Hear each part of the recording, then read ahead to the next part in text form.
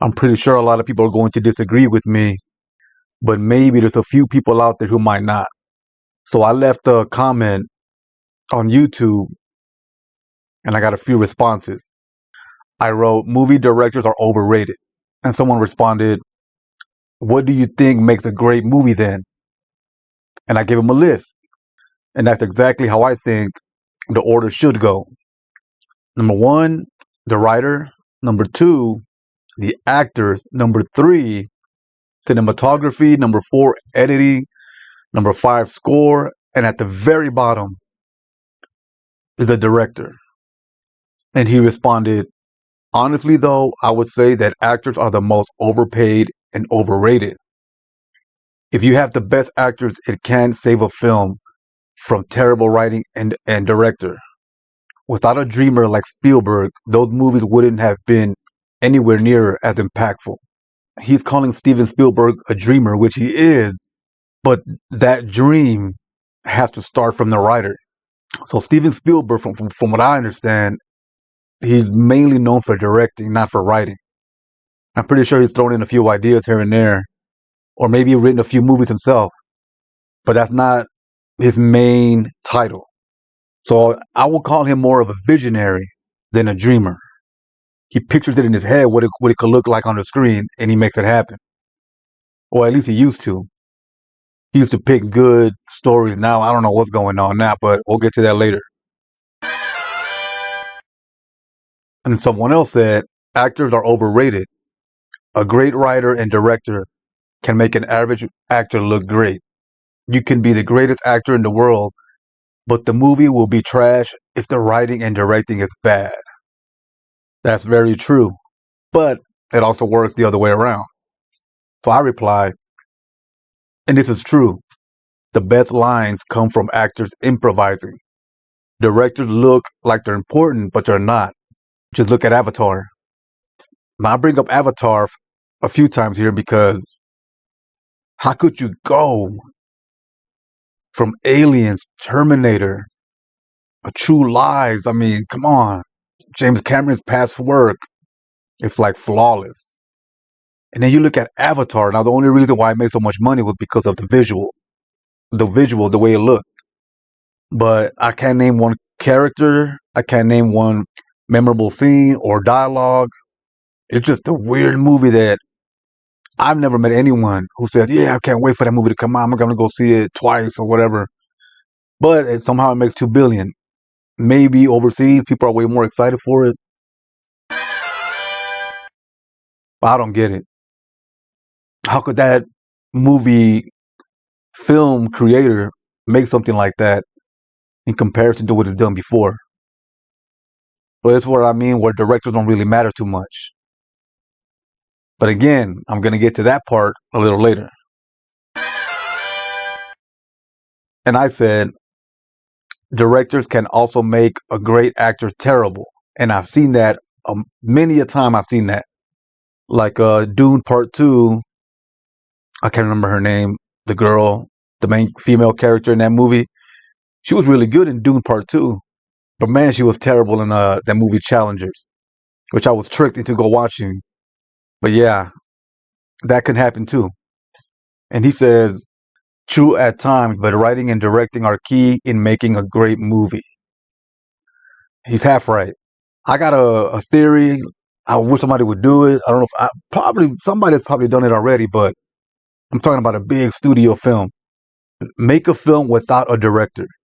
Just give the script to the actors and let them improvise. But you got to have an editor, real good editor, who knows when what that actor did is bad. Like, oh no, cut that out, stick to the script, and just take it from there. But a director on set telling them what to do, it's not really important. I don't think so. I think it's more important. It would be better if the writer was there directing, because it's his or her vision. Like not Steven Spielberg, but Stephen King. He's had many issue with how his stories were filmed. So who knows what kind of movie we would have had if he was the director himself. So I replied, not directing. Look at the recent Steven Spielberg duds. And I say dud because they didn't They didn't make a lot of money, but they were still good. I liked them. But I'm a movie nerd, so that doesn't really count. Like the movie about his life as a kid, that was real good. But in comparison to what he's done in the 80s and 90s, no. Damn, I love that movie, Saving Private Ryan. And he replied, "My man, Steven Spielberg, is past his prime. My point still stands. Directors and writers put more into a movie compared to actors. No, no, no, no, no." And I've seen that before. When a lot of these directors that I'm talking about are past their prime, what does that even mean? They're not athletes, man. They're not out there jumping and running. So with more experience and this better technology, you should be able to make better films, but they don't. It's getting worse as they go along. As they get older and technology progresses, they get worse. That makes no sense at all. So my final comment was, is James Cameron past his prime? Compare his past work to the Avatar films. I hate Avatar, by the way, all of them. I hate what they represent. That is like maybe the beginning of the downfall of movies, where they rely way too much on CGI and not on characters and dialogue and stories. His last reply was, yes, James Cameron is past his prime. He's not 100 years old, man. Okay, so here's the truth. At least what I think is the truth. In the 70s and 80s and 90s, when these guys were making these movies, they wanted to make something totally different, but they couldn't because of the technology. And you know what? I should have put George Lucas in that list because he wanted to make a whole different Star Wars. What you got, the ones that are mostly hated compared to the first releases, that's what he really wanted. That's what you would have got in the 70s had he had the technology. Same thing with Steven Spielberg. We got all those good movies like Back to the Future and all that with the practical effects. But that's not what they wanted. They wanted something totally different, flooded with CGI. Same thing with James Cameron. He talked about Avatar. The reason why, because it was written a long time ago, but he couldn't release it, couldn't create it because you couldn't put that on screen yet. The computer technology wasn't there yet. So he waited a long time to finally make it. So now that they have the technology, they're putting out all these movies that they wanted to for a long time, and they're terrible. They're really, really not good. Now let's talk about someone like Quentin Tarantino, who is very much a talented director, still is. And more than directing, he's way more talented as a writer. He's probably the best or one of the best movie writers ever. I don't know how he does it. He holds you on to just simple dialogue. Two guys or a group of guys just talking about mundane things, and you're just like glued to it. He does more than directing. I'm pretty sure he does it all. He writes it, directs it, and edits. That's why his movies come out the way they do. But I'm talking about just strictly directing. If that's all you're doing, you're not a big deal.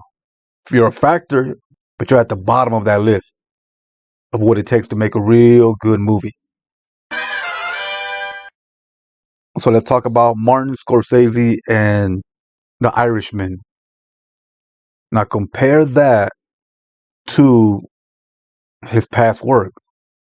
Here's what I think a big factor is too, is the look and sound of a movie. That's why I put cinematography and score above a director, because the look and the sound of the old movies is what made them really good. And now they look too digitized, too polished. That's why a movie like The Joker, the first Joker movie, did really well because they look gritty. It looked like a 70s movie. Like someone like Francis Ford Coppola. Man, he's responsible for Scarface, man. Come on. And I think The Godfather. But this last one he put out, what? I couldn't even watch it. Like, man, no way I'm going to waste my time with that one. But again, compare that to his past work. And if you look at it, it's CGI everywhere. Because they all wanted that. They just couldn't have it back then. Which is why I highly respect Christopher Nolan. He likes practical effects. He could do CGI if he wants, but he doesn't want to, and that's why his films are as good as they are. Now, as far as Christopher Nolan, I don't know if he only directs his films or he does more than that, but I really doubt he only directs. He has a whole lot of input in what happens in his films. Way too many things to mention, but yeah, he's had some real good ideas and he's really rigid about it. Like, I want it this way and it has to happen this way, and and that's what makes a good film. Now, Ridley Scott, he was recently accused by his longtime cinematographer, who has worked with him for many a moon. He said that now he's too lazy. Instead of using one camera to get that real good shot, he uses multiple cameras. And if there's any equipment that comes out in footage, then he just says, "We'll take care of it afterwards." Just erase it with some CGI or whatever, and that messes up the shot for the cinematographer. So again, if the technology was there for Ridley Scott back then, he would have probably done what he's doing right now. Oh man, Tim Burton. For his Beetlejuice 2 movie, he had to go back to practical effects and everything that people liked his movies for from back then. But prior to that, again, compare his past work in the 80s and 90s to his current stuff. Man. Now people give him credit for everything, but I'm not sure what he's responsible for, because I call it the score from his 80s movies. I call it the Tim Burton music. I think they call it whimsical music. It's kind of like circus music. I like that. In the Pee Wee Herman movie, Edward Scissorhands, and all those, Beetlejuice. It's not. I mean, I know it's not him creating it, but it's him choosing it.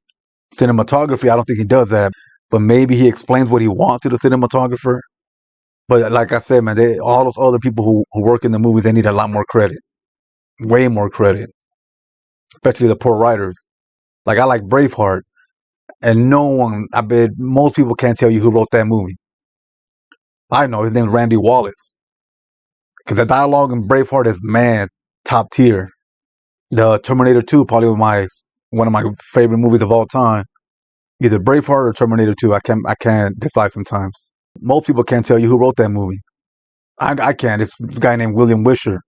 And you got to give James Cameron credit, man, because he wrote a lot of stuff in Titanic and Terminator, especially the "I'll be back" line.